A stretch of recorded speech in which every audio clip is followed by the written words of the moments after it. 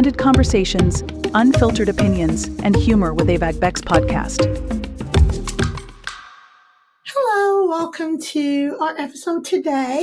I have the pleasure of having Mr. Mark Collins as a guest today. Mark is a transformation coach. Heavy stuff transformation. What are we transforming from? Everything, life, work. Mark is laughing. You may learn a few things as usual. So excited for this conversation and welcome, Mark. Thanks so much. It's exciting to be here with you. Thank you for being here. I'm grateful for your time. So, transformation coaching. Mark, how did you get into that? And what prompted you to want to coach others? Because humans can be hard sometimes, you know? Yeah, absolutely. Well, that's a great question. I think the start of transformation for me started with myself. So before I really ever felt like I should share with others, teach others, grow others, mentor others, I needed it in my own life, So I was even thinking about it this morning and overcoming the imposter syndrome, fear of failure, the insecurities as I was growing up, the things that told me I wasn't as good as I had hoped to be, and the things that told me that the negative downturns in my life, the things that went wrong, the failures that happened were all I could expect for myself, right? So for me, it was really finding a way for the person I believed I could be on the inside to show up on the outside.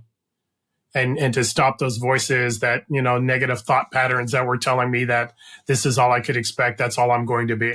And so for me, it started with that journey of figuring it out for myself and understanding. And there's a very particular reason why I use transformation versus change versus habits, all in the other stuff, because I tried those things and they didn't work. Habits are just things that you're, instead of married to your negative thought patterns, the belief systems that you have, you're married to a habit. And as soon as I stopped that habit, I stopped that change. And so for me, it wasn't something I wanted to add as a task in my life to carry on for the rest of my life. But I wanted to be that person, a person of confidence and assurance, a person of compassion and care and passion for the things that I'm purposed to do. And so for me, it started with my journey. And in seeing the transformation in my own life and be excited about the life that I was living and the person that I was becoming, started to have conversations with friends and family members and folks in my faith community and other places. And I started to see that it wasn't a me issue, but a we issue. And so, of course, I'm sure like with you that when you find something that's exciting, that's transformational, that's really having an impact, you share it with people around you. And so for me, it started casually with just conversations and ideas and thoughts and, those have you ever moments, have you ever thought of doing this or thinking about this or changing that? And then small teachings, group teachings, weekend teachings. And then it started to become a full-fledged passion to see other people really transformed into the person they're created to be, having their life, whether it's in their relationships or their business or wherever they're at. Beautiful. So you talked about your own journey with, trying all those change kind of schema of things and not working, and also recognizing within yourself that you needed to change something. So have all of those experiences made you more empathetic to, people that you work with? When there's some people that are kind of like written off in life, oh, they'll never change, or they're their own worst enemy and stuff of that nature. Yeah. Does it make you more empathetic to work with somebody who may have had, say, a very self-sabotaging pattern most of their lives? Yeah, absolutely. That's a really good question, because I think I know where that guy's been, that person, the person who's desperate to have change in their life, that they keep showing up small in their own life. They keep hesitating on their dreams. They keep holding back from actually reaching out for big things in their life or in relationship. They keep sabotaging their relationship. They keep, having anger show up instead of compassion. They keep having insecurity show up instead of, vulnerability. So I've been that guy. I've been that guy in that place who desperately wants to be different, who's trying these things, right? The generic mantras and affirmations, those pattern changes, right? The keep everything on a calendar and do this and that, all the stuff to stop procrastination and all that. And finding, again, it was a habit that as long as I maintained it, I at least was able to manage it, but I never could master my own life. And so, yeah, absolutely. I've been that guy. I've been the person there that is desperate and fearful, really. Fearful that this one didn't work. And is it me? Am I wrong? Am I just having to settle for this life that I'm living and these negative thoughts and this insecurity and living small in my own life? Or can I actually find something that will bring out the person, what I call that hero in hiding, the person that I believe I can be, that he's just not showing up. So yeah, I definitely feel a level of empathy and a level of drive and determination to reach out and be a part of the solution for people who are in that place, who, whether they're successful or not successful, that inner struggle is constant and can be overwhelming sometimes. Yeah. I like how you said whether they're successful or not successful, because I think there's an overall kind of understanding in a sense. Understanding is not the word, because understanding means you're deep in your knowledge. That is an overall outlook that people that are successful have it all. Like they have all the self-confidence. They're successful in everything. They're not self-sabotaging, even in their own personal lives. How do you work with a person who's made a name for themselves? They're successful in their own regard in society, right? But they're also struggling when it comes to showing up for themselves. Yeah, absolutely. And that's a great point, because I think there is this paradigm shift that has to take place, that success changes everything. And again, I've been that person who's been struggling and trying to figure out what's the solution, what's the answer to transformation. I've also been that person that believed the lie that once I was successful in business or academics or athletics, now all of a sudden my life will be perfect. I'll have all the confidence I need. I won't deal with those thoughts telling me that I'm going to fail. It's going to be horrible. It's going to be my fault, right? All of those things that come along. So I've been to that place of, for me, having the level of success I had in business, or getting my college degree, or getting my black belt in martial arts, and finding that the guy that was at the other end of that was the same one that I was in the beginning, that the fear of failure, the imposter syndrome, the insecurity just came along for the ride. It didn't stop because I had, a trophy on my wall or better income in my bank account. And so for those guys or those women, it's an easy conversation, because they're in the same place. They're at the top of their mountain and feeling like things aren't different. They look great on the outside. I have clients that, I remember Brett is one of my current clients, who successful in business. He has the family, has the home, has the title and the role and all of that. But nobody knows the man that's waking up at 2 and 3 in the morning, the guy that's afraid of failing in every big business transaction. Doesn't mean he fails all the time. It just means it's a battle he constantly has to fight. And so for me, the people who are there and in that successful realm, they find that, everything didn't change. And even in their home life, just because I'm successful in business and I'm able to achieve something there, it doesn't make for a great marriage. It doesn't make me a better father. It doesn't make me an amazing husband. It's just a task that I've accomplished. And it doesn't mean, there's not value in it. You shouldn't celebrate it, but it's a horrible substitute for identity. We do get identities attached to the outward successes that we have. Yeah. I think it satisfies certain aspect of accomplishment, when society, culture, in my case, culture, Nigerian, and within the Nigerian culture, education and having a stable career is paramount, right? There's a running joke that the day you're born, you're assigned your career path. Which is kind of, how the culture is.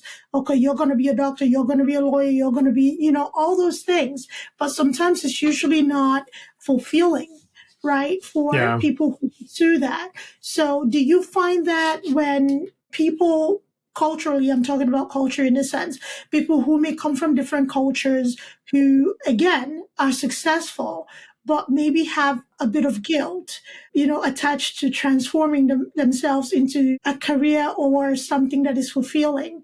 How do they get over that hump?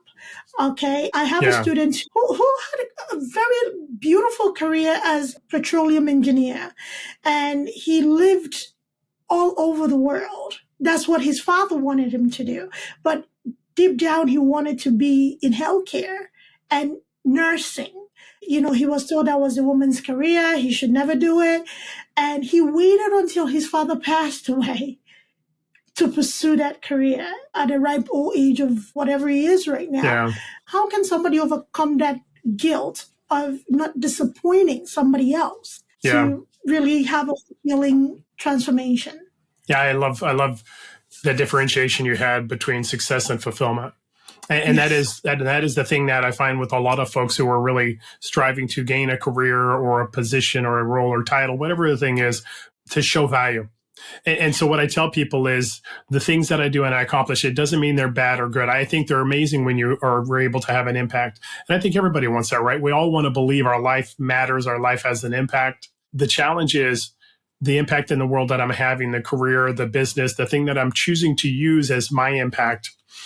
Is it coming from who I am, the person I'm created to be, or is it a substitute for that? So in many places, it's a substitute or in, like you talked about culturally, it's what other people have defined as our path towards impact and success. And what you find is this paradox. It's really this wrestling match inside, like that client you have. And I've had some as well who this is what other people say is my version of success. This is what other people say is who I should be.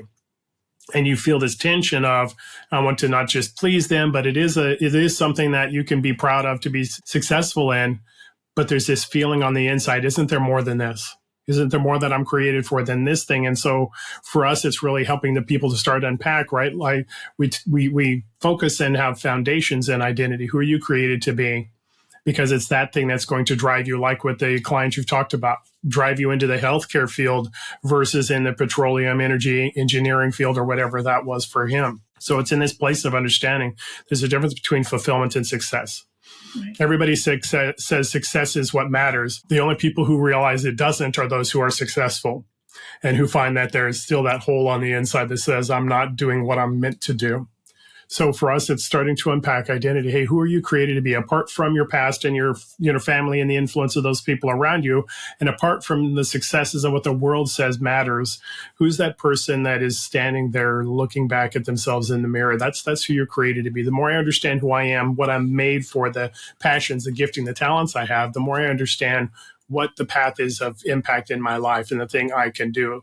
If you're going from what your past has told you and what other people have told you you're supposed to be, or what the world is saying is going to matter, what you'll find is success that leaves you empty versus fulfillment that leaves you believing that this is exactly the life that I'm created for. Right. And how do you quantify that? Because in our society that, money is a big quantification of success, right? Which is not necessarily true. Yeah. So when someone is pursuing their passion and it doesn't equal what would deem success to be successful, I've had people who've walked away from corporate careers to be entrepreneur. And to be an entrepreneur and build a business, it does take time to break even, right? Yeah. What that becomes a sore point, a bone of contention in really jumping in and getting this fulfilling life transformation. Yeah, absolutely. And I think it's really understanding that there's a difference between the two. There's a difference between success and fulfillment. There's a difference between outward accomplishment and an inward feeling of impact. And the people who are in the midst of it know it. Again, like your client and many clients that I've had where they feel like I've been successful. I've done what the world says matters, but I don't feel different about me.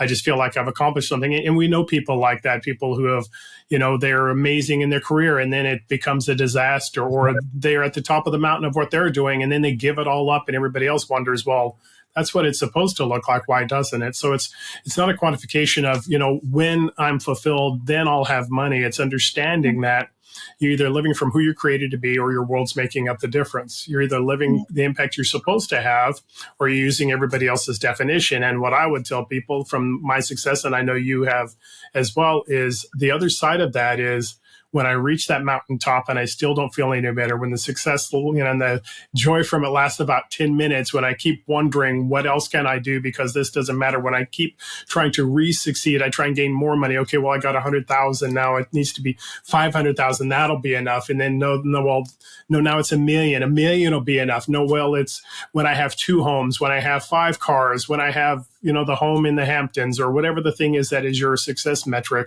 When you get there and you find out you're not any happier than you were before, maybe it's time to have a paradigm shift of not allowing what the world says and the outside success says matters, and start to figure out, hey, how do I unpack some of this stuff? How do I set some of these things aside and become a person of impact and figure out why I'm dissatisfied and what's going to bring me that place of fulfillment?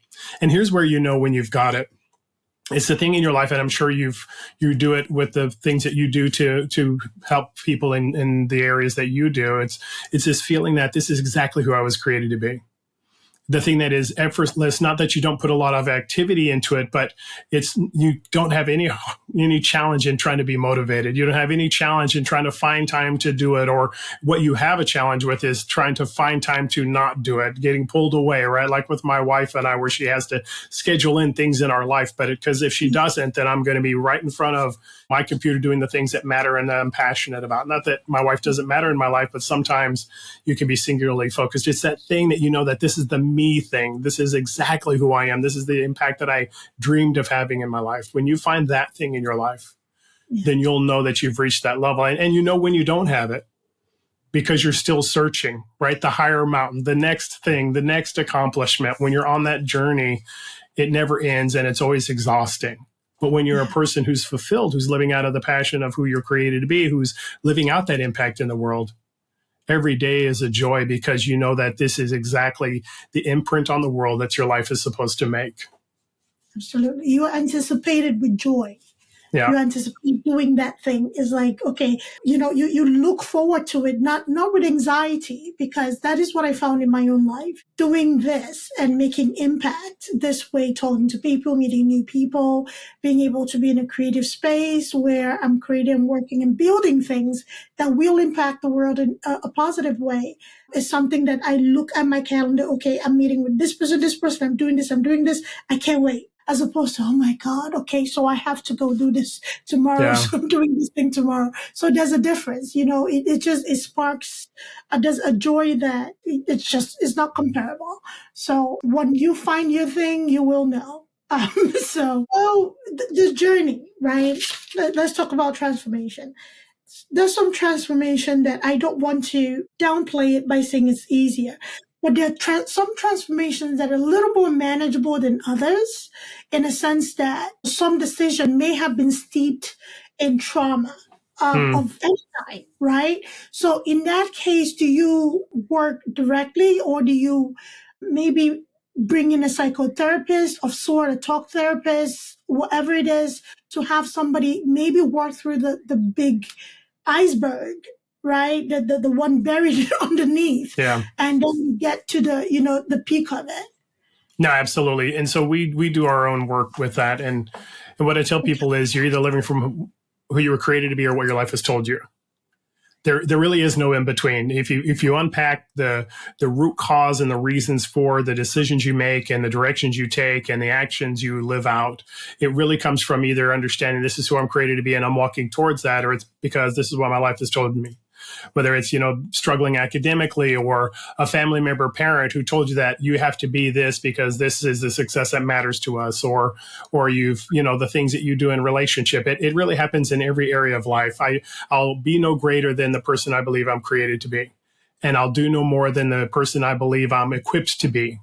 And so for us in understanding and unpacking that, it is unpacking some of those things. What has your life told you? What are the limiting beliefs that you have? What are the negative thought patterns? What is the paradigm shifts, right? I tell people this.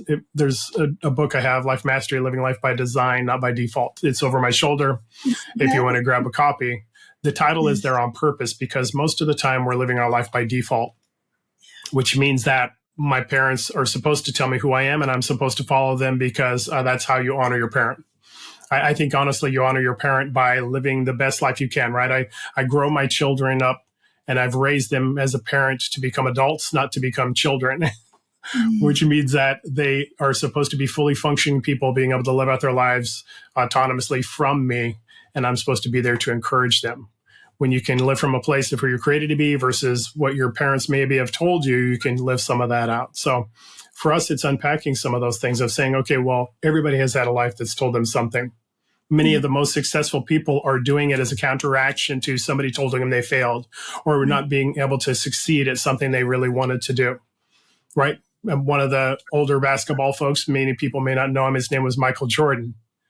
His success in basketball, being what I consider to be the greatest player of all time, came from him not being able to be on his high school team, of being whatever they call it when you're not a part of the team, you didn't get to make that team. Well, that drove him. The negative impact, saying you're not good enough, drove him to make sure that would never happen again. And many people are living like that. The challenge with it is if I'm living from what my life has told me, then that really is my only driver. And at the end of it, I can be amazing at something and a disaster at other things. I can be amazing in business and have 7 marriages in the meantime. I could be amazing, right, in my vocation and my job, and then have my children not even know me. And so for us, it really is an understanding of, okay, how do you unpack some of those things? How do you quiet the voice, the lies that you've believed, and respond with the truth of who you are? Again, starting with identity. The only thing that overcomes a lie is the truth. And so when I live from a place of who I'm created to be, what my past has told me, what my failures, what other people have said, activities that I've walked through, mistakes that I've made, they don't get to have a voice any longer, which means they don't get to have an impact. They don't give a direction, which means that now I get to live out the life I'm created for, unpacking the hurt, walking in the healing, and living out the person I'm created to be. Everybody is supposed to have an impact. And so my desire is to give them the tools to get there. Right. That's great. And, it's incredible that you said most people live from a point of having had that negative encounter that pushed them into success. And that success is usually very much in the realm of being hyper-focused in succeeding. I'm going to prove you wrong. Something that usually happens is that we don't recognize that there are other aspects of our lives that are falling apart, right? Somebody that has been successful, and he's very open in talking about extensive therapy he had to participate in to help him kind of like balance life, is Michael Phelps. Michael Phelps was a kid who was bullied a lot, and his mom took him to the YMCA for swimming lessons, and he never looked back, right? And he's been very successful in that realm, but that became all he did. Yeah. Right? And going through therapy and, having that coaching and somebody to intervene and kind of like help him, okay, yes, you've done this. We know your name. Now what? Right? And he started like kind of like unpacking those things. In your experience, do you see that people who are willing to do the work see more of a change in their lives? Because again, it's not easy. It's not an easy journey. It's not an easy process to walk back or walk through those feelings or experience. Is that a process that I don't even know how to phrase this question, because it's not an easy journey for everybody. And some people are willing to jump in and get it done. Some people are kind of very careful about it and they want to tiptoe around it. So in either case, which is more advisable, I would say? Yeah, absolutely. Well, what I tell people is that the people I work with are some of the bravest people I know. Because the truth of the matter is what you're gently saying, I'll truthfully say, which is this: it's never easy for anybody ever, because you have to be willing to go back. So Michael Phelps and his, childhood bullying or the trauma that he had there, Michael Jordan and the disappointment and the embarrassment of not being able to make his high school team, being told he's not good enough, right? Mm-hmm. Myself in my own life, growing up with having a mother who, had some challenges, emotional, mental, relational challenges that I've walked through. Anything that you're walking through is a challenge, because here's the truth of the matter. It's not an incident I walk through. It's not an experience that I have, but it's an identity statement that I take. Yeah. What Michael Jordan was taking from his experience, just to paraphrase for him, was, you're saying I'm not good enough. I'm going to prove you wrong. And me too. And the same thing with Michael Phelps, where he felt like he was a victim. He was in a situation that he couldn't control. Well, what can I control? I can control going to the swimming pool and trying to improve my swimming times. I can control outworking everybody else around me. Michael Phelps, I remember hearing a conversation with him that leading up to his first and his second Olympics, he would go to the pool. He would do his exercises, the things he needed to do 7 days a week. Yeah. Because he knew that everybody else would do them 5 and 6. And over the period of 4 years, he would outwork them so much that he would be able to have all the success that he had. But he had nothing else. Yes. He had no relationships. He had no people in his life. He had training and home, because he needed to prove he could be the person he was hoping he could be, not the person that his life told him. Mm-hmm. So here's the truth of the matter for anybody listening. It's not the experience you've walked through. It's the identity statement you've taken from it. My mother, when I was younger, about 6 years old, my dad was in the military here in the United States. And as part of that, sometimes your job classification, what you're doing for the military is needed elsewhere, and they send you there. Sometimes they send the whole family and you stay there for a while. Sometimes they send you temporarily and you'll go by yourself. That was the case for him.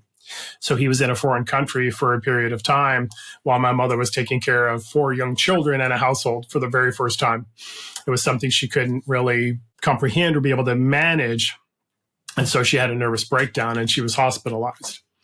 So for this young man, myself and my sisters, the person of security and comfort and care, my father was gone. The person of love and compassion and empathy, my mom was gone. And we're sitting here and while they're trying to piece together their plan, she had some siblings, my uncles and aunts, and each of them decided to take one of us. There were 4 kids. Each of us decided to take one of us to take care of until my father was able to come back and my mother was able to come out of the hospital. And so now your father's gone, your mother's gone, and everybody you spend your time with that you know that you're closest to is gone as well. There's an identity statement that young Mark took from that, which was people who love you leave you. And it was an insecurity that played itself out in relationships from that point forward for the rest of my life until you start to unpack some of those things. And still, for me, the work that I do is called life mastery. And still you walk in this life mastery journey, start unpacking identity, who you're created to be, and start looking at, okay, what are these areas why is it when I'm in a relationship and we have a disagreement, there's this feeling of panic, this feeling of dread, this feeling that this isn't going to work out, it's going to be a disaster, right? Anything that we do, whether it's academically, athletically, right? It's that voice in your head that nobody knows about that's telling you you're going to fail and it's going to be your fault. And so this young man who believed that people who love you leave you, you're not worth loving, they're not worth staying with, it affected every relationship. So how do you overcome it? You have to figure out, first off, what's the feeling you're feeling? Where's the first time you felt it? What's the identity statement you took from it? The feeling you're feeling is, I'm not worth loving. Well, when did you feel that first? When was the first experience you had of that? Oh, I remember when. What's the lie you believed? People who love you leave you. What's the truth that you know? No, it wasn't a statement of love towards you. It was just the condition your mother was in, doing the best that she could to manage a life that she felt overwhelmed by. Yeah. It had nothing to do with you. You were just a bystander to her hurt. So in that place of seeing the lie, believing the truth and understanding it, now all of a sudden you're transformed in your life. But that journey of first off recognizing that this isn't healthy, or this isn't good, or this isn't empowering, this isn't driving me forward in a positive way, figuring out what's that emotion, being honest about where it's come from, and dealing with that with the truth is a challenge to work through. But here's the truth of the matter. The alternative is never dealing with it. The alternative is having a life that's amazingly successful. Michael Phelps was the best swimmer of all time, who had nobody he was close to. And when he stopped doing swimming, now all of a sudden there was an identity crisis because this was all that I was. We know people that are, you're amazing at one thing and the rest of your life is a disaster, or you're amazing about one thing and then you crash and burn. It's because I'm using my world around me, my outcomes and the things I can control as a substitute for who I am. And eventually that's not going to work. The alternative is, can I start to unpack some of those things, do the brave thing of being honest about it, being honest about where I'm at? Because in that place, I'll tell you, for my life with my wife, our marriage is amazing. It wasn't always that way. My businesses and my relationship with other people are healthy and whole and authentic because of the work that I did. You can't get to authenticity and vulnerability. You can't get to who you're created to be and the fulfilling life you're created for if you're holding on to the hurt that's standing in the way. You can live your life. You can fool the folks around you. You can only have to deal with it on the inside. But what if there was more? What if there was a life that you could live that would be amazing? A life, what we call a life mastery life, living life by design, not the default of you just have to manage it. But what if you could master it? To people who decide to do that, they don't just have success, they have fulfillment. For us, it's in all areas. It's in spiritual, relational, vocational, physical, financial. For us, the work isn't so you can become a better manager, boss, owner, entrepreneur. It's how can you live the best life you're created for? So life mastery for us is living from who you're created to be at the highest level you're created for in every area of life. So how can you live that life instead of being satisfied with one aspect of life while the others are, on the sideline? That was beautiful, Mark. That was beautiful. And thank you for sharing that story, because vulnerability is something that in society is looked as weakness. Is really the biggest strength ever. Yeah. And it's not easy to, not only recognize, but speak it out. Like this is the nucleus of what this whole thing is from, and I have to deal with it. I have to address it. And especially with our men in our society, we brought into this stoic, masculinity, that vulnerability is weakness. It really, it is not. If you want to have that fulfillment, success is success. You work hard enough, you're going to be successful at whatever you hyper focus on. But are you fulfilled? Right? Does it speak to you? Does it make your heart smile? Does it have this happiness that permeates your immediate environment, be it your family, your friends, your first faith circle, whatever? Do you have that fulfillment? And recognizing that and sitting in that feeling is something that we're very afraid of as people, because it forces you to confront the noise, right? It forces you to confront that one thing. And as a young child, it's like, oh, well, that happened when I was just a child. But yes, it still has an impact. Yeah. That is what some people sometimes fail to see. So how would you address somebody that maybe plays down an impact of something in childhood, and they feel like, well, I've gotten over it, that was just a one-time thing, or a snippet in time in my lifetime. I'm over it. I don't think that affects me much. Yeah. Well, the first thing I would say is you're the only one who thinks that. Everybody in relationship with you, everybody who interacts with you, everybody who's around you sees more of the truth in what you're allowing yourself to see right now. And I've been there. I've been that guy that happened back then, whatever it was. I struggled in school academically in some places, whatever, I'll just overcome it here. But yeah, until that tension happens, until confrontation happens, until challenge happens, and then the real you shows up. And so if you believe that you're the only one who does in your life, everybody in relationship with you is already seeing the outcome of that. And if you've been told that, it's been a lie. You never get over anything. You never just move past anything. It has an imprint. And again, it's not because it's the experience you've walked through. It's the identity statement that you're taking from it. You're either proving it right with your decisions, your actions, and the things you're doing, or you're proving it wrong. Michael Jordan, proving it wrong. Michael Phelps, proving it wrong. Me in my own life, trying to use academics and athletics, proving it wrong. But at the end of the day, you're still left with that voice telling you you're not good enough. Yeah. You don't get to do enough. Michael Jordan, in his retirement speech, it was famous not because of something amazing he said, but because he continued to talk about people who said things about him, who discounted him, who disrespected him, or things like that. He's the best basketball player of all time, multi-millionaire, success in all sorts of ways. But in his retirement speech, he focused on people who negated his greatness, who told him something, who disrespected him in some way, or at least he thought so. At the end of the day, he was bitter then because he was angry back in the day when he was first started.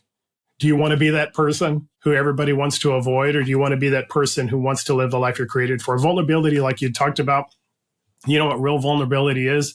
It's you being willing to. There's a phrase in the Bible: naked and unashamed. Mm-hmm. It's me being willing to be who I am, authentically, exactly who I am, not putting on a show, not showing somebody that I'm not, because I'm fully confident in who I am. I'm not trying to pretend I'm somebody else so that I don't worry about what you're going to think of me. It's not an arrogance that says that I don't care about you, you don't matter. It's I'm so confident in who I am, I'm willing to show up as who I am, whatever your response is to me. That's what vulnerability looks like. It's not soft and squishy. I'm giving you every horrible thing that's happened in my life. I'm not able to stand in the structure. It's actually a strength that says I'm willing to be me, whatever your response to me is, and authentically exactly where I'm at. So that's the work that I invite people to. That's the thing that gives you that fulfilling life in every area of life. You can, like you talked about, success is just really working harder than the next person, longer than them, outworking everybody around you until you reach that level of accomplishment. but it doesn't make for a great marriage. It doesn't make you an amazing parent. It doesn't give you lifelong relationships where people long to be around you, not because of your charisma, but because of your character. It doesn't give you that life that says that I love every aspect of who I am and what I have. Yeah, it's going back to that speech. And it's amazing that somebody at the pinnacle of their career was still driven by people you've already proven wrong time and time again, but he still had an impact. Do you think maybe he embarked on a healing journey afterwards? Because I haven't really seen any interview specifically with Michael Jordan that maybe really went back in his career. Maybe that's something. I've seen documentaries, but I haven't seen like anything reflective in a sense. Do you think it would have been necessary for him to embark on a journey to have him take off those glasses of I have to prove you wrong, for him to actually see his accomplishment and focus on maybe improving the other side of he's a wonderful entrepreneur. He owns businesses all over. Again, that's the success we see. I don't know what is going on the inside, but for some people, anybody who's listening to us right now, Mark, who has been driven by that negativity or an occurrence in life to become successful, what would your suggestion be to them? Yeah. Yes, we see you're successful. What now? Yeah, what should they do? Because for somebody to get there and then focus on that negativity, and everybody's like, dude, at least say something positive about people who supported you. It kind of like is a slap in the face for everybody who rooted for you, supported you, believed in you, and knew you could do this when you're spending a speech like that on negative influence. And sometimes we do it without even thinking. Yeah. What is your suggestion for somebody who may find themselves in that space currently? Well, and I think so it's really fascinating, right? So if I could unpack something really quickly, here's the interesting thing.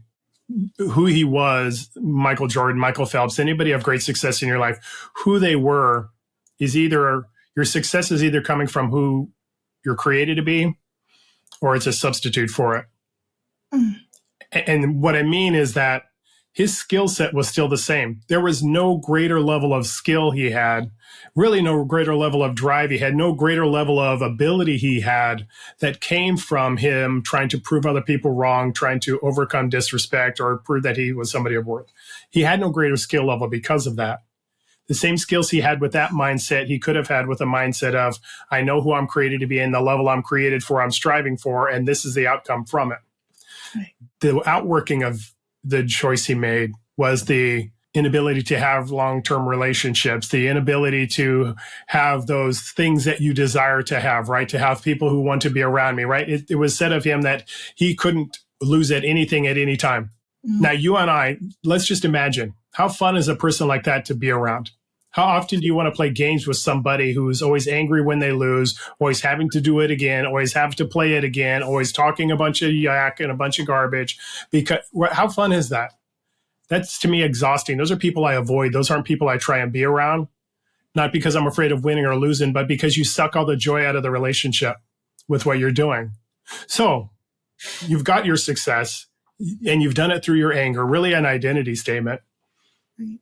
How much of the rest of your life is something I want to model? It's the people I want to have as mentors of people that I want to be around isn't the guy who's great at one thing and then the rest of his life is a disaster, who can't have relationships that last, or people that want to be around him. People avoid him unless they need him. I want to be around people who every area of your life is at the highest level. Again, life mastery, living life from who you're created to be at the highest level in every area. The people I want to follow, the people I want to emulate are people who have all of those things. I want as much to have a healthy relationship and an amazing long-term marriage as I do to have the highest level of business success in my life. Because what I do know is when I die someday, what won't matter is the accomplishments I've had. It's the people that I've impacted.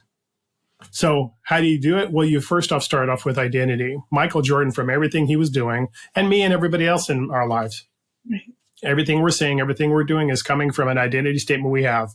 His identity statement was, to paraphrase and to just project onto him, is you're not good enough. You have to constantly win to show it.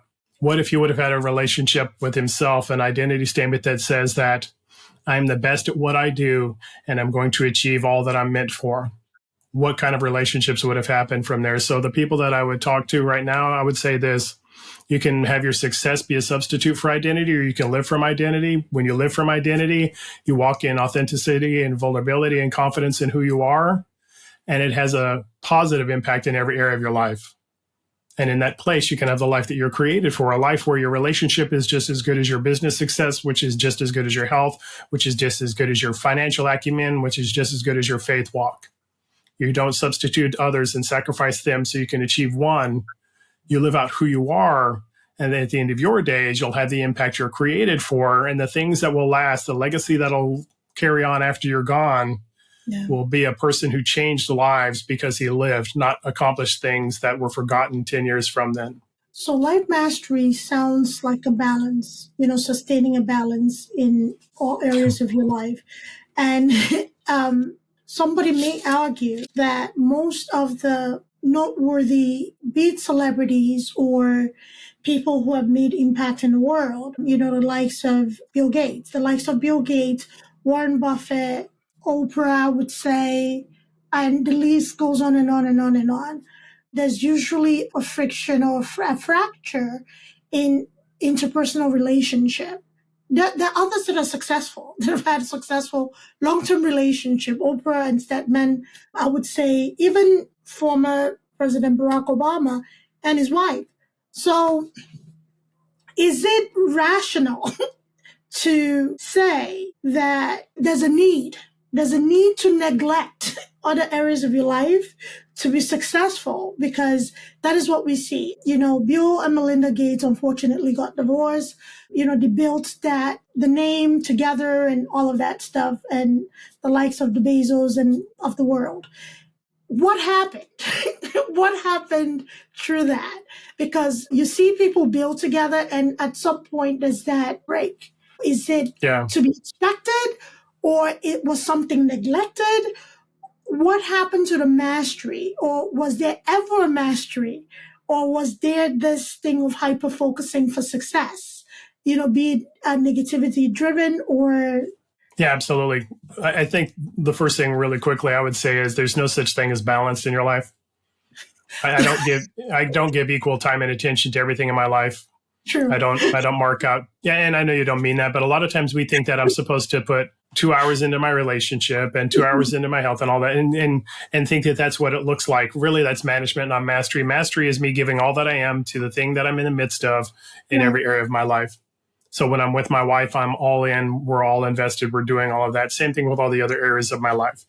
But to be totally honest, the business takes more time, but it doesn't rob me from time of impact and authenticity with my wife, the opportunity to have things together. So if you feel like, and there's nobody who's built a business that didn't take a good portion of their time.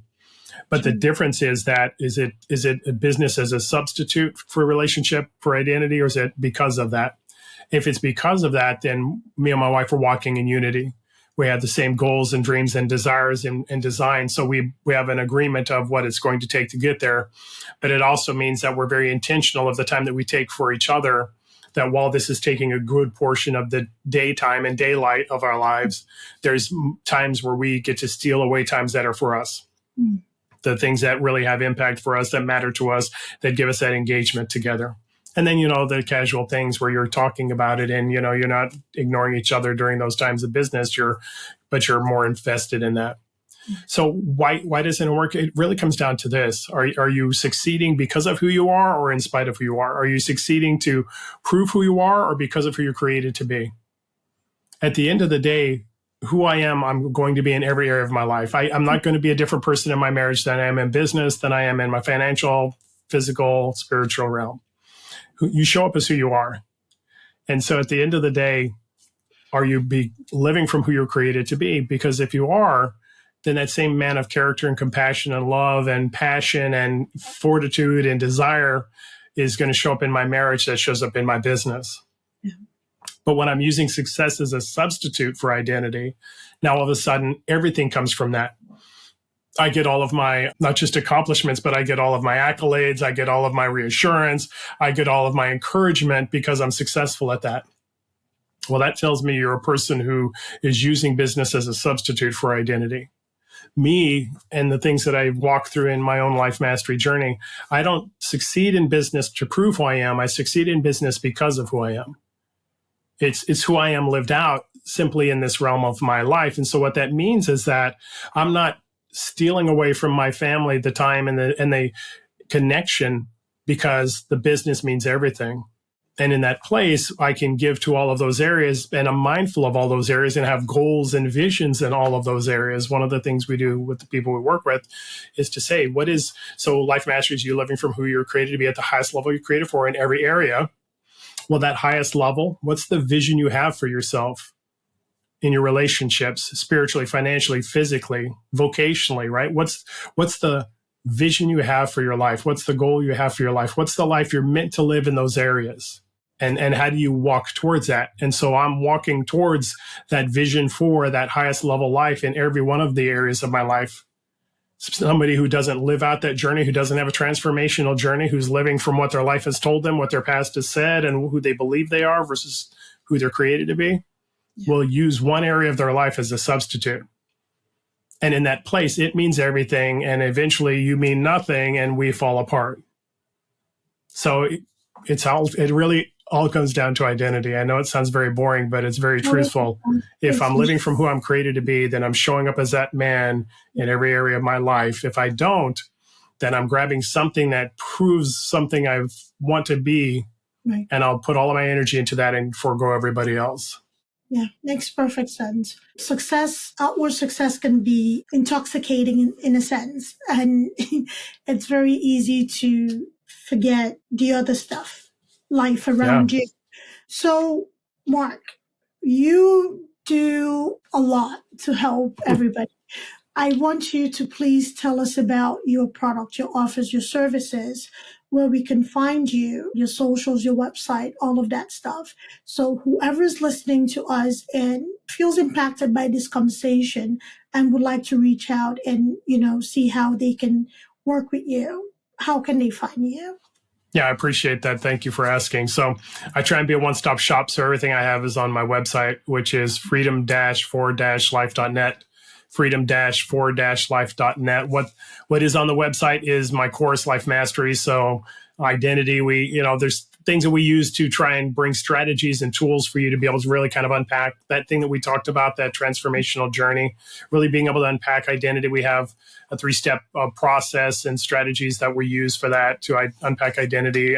In the course, we also have the free transformational tools, which is mastering your thoughts, words, and actions. We give you a framework for figuring out how to have your thoughts match who you're created to be, not what your life and your past has told you, the words and the actions as well. So yeah, it's a 14-lesson robust course. It has one-on-one coaching. It has group, interaction so that you can be part of a community. So that course is out there. My book that you see over my shoulder, Life Mastery, Living Life by Design, Not by Default, you can get that on Amazon, but I also have an electronic version on my website. So you can carry it on any device that you have. I'm on all the socials. I have a YouTube channel. So if you look up Freedom for Life or Freed for Life, you'll see me out there. I'm on Instagram, LinkedIn, and all of those other areas. So, and if you want to ask me any specific questions about if Life Mastery is for you, you can reach me at Mark, M-A-R-K, at freedom-for-life.net. Beautiful. Thank you. And in case you didn't catch all of that, it was too fast for you, don't you worry. We're going to have in the show notes, we're going to have the link and you can click in and, get to Mark's website. And just like he said, he's offering, reach out and see if this is for you. It would not hurt. We all have areas that either will wear or, I don't want to call them obstacles, but they can be a little bit of a stumbling block, right? Either you're aware or you're not aware and you're trying to get to it. And there's that you shouldn't know all the answers, but you can help. You have somebody to help guide you along the journey. It's worth it, I would say. So reach out and see if, Mark is somebody you like to work with, or just ask questions. So, Mr. Mark Collins, before I let you go to your other areas of life, there's something that I like to ask my guests to please do. You've left a lot of golden nuggets already, but I like to ask for a few golden nuggets you'd like to leave our listeners with. Yeah, I think for me, the one thing that I got right, so I was using business success and all the things to try and substitute for identity and really kind of have that transformation. I used a lot of programs, books, courses, gurus, people out there that really brought change, that brought habits, not transformation. So I created a transformational course. But there was one thing that I did right throughout the whole process, and that was refusing to give up on myself. Refusing to believe that that guy that I believed I was on the inside, the hero in hiding, I call it, that he couldn't show up in my life. Even if the first thing, the second thing, the 10th thing didn't work out, I refused to give up on me. I chose to bet on me one more time. So for anybody who's listening, watching, a part of this conversation, the one thing that you need to do that I can't do for you, that we can't do in substitute for you, is the belief in yourself, refusing to give up on yourself. I believe I have a transformational course, but the one thing I can't provide for you that you can provide for yourself is that belief that says, I'm going to bet on myself one more time. I refuse to believe I can't have the life and the transformation that I'm looking for. If you do that one thing, I believe that the thing that you need to have happen so that you can live the life you're created for will show up in your life. But it takes you being uncompromising in your belief in yourself. If you do that, everything else will fall into line when it's meant to. Beautiful. Thank you so much. And believe in yourself. And nobody else will believe in you the way you can believe in you. Once you dig in and know that you were made for something extraordinary, things tend to fall in place. I don't know why that is, but it tends to happen that way.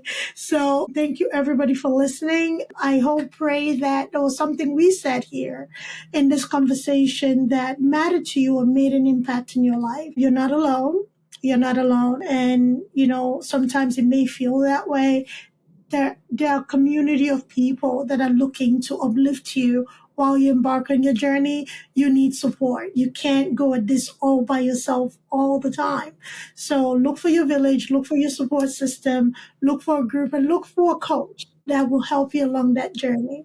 So thank you for listening. Let us know what you think. Please make sure you explore Mark and everything Mr. Mark Collins and see if that coaching program is right for you. All right? Thank you and take care of yourself. Bye-bye.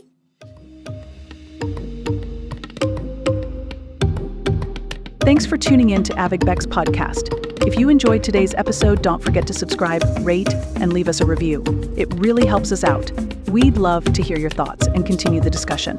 So join us on social media or drop us a message. Until next time, keep exploring, stay curious, and keep pushing the boundaries of your world